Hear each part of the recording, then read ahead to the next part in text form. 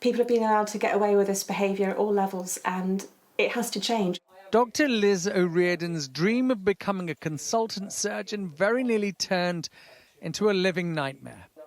As one of the few women in her profession, she was forced to endure a daily torment of sexual harassment from her male colleagues.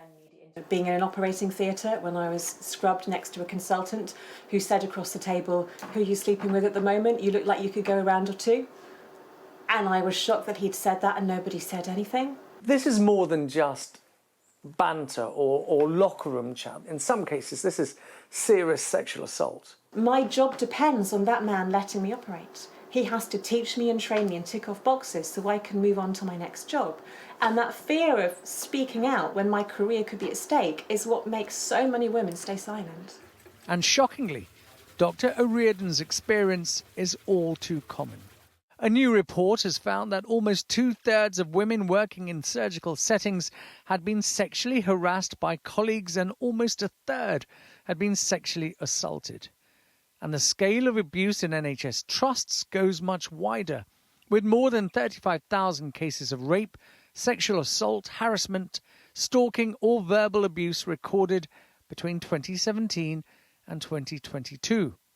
The majority of these cases involve patients against staff, compared with reported cases of staff misconduct against colleagues. And there are further questions over a lack of training. More than 1/3 of medical students do not receive any education on sexual misconduct. Being exposed to abhorrent behaviour, not knowing how to call it out, not knowing how to respond. It's those sorts of things, they're hardly shocking if we're not training everybody from the first year to the end of their career. NHS England says there is clear evidence that more action is needed to make hospitals safe for all. Dr. O'Riordan was too scared to speak out as a junior doctor. She hopes colleagues who do come forward are listened to, so the scandal that blighted her career doesn't ruin others. Ashish Joshi, Sky News.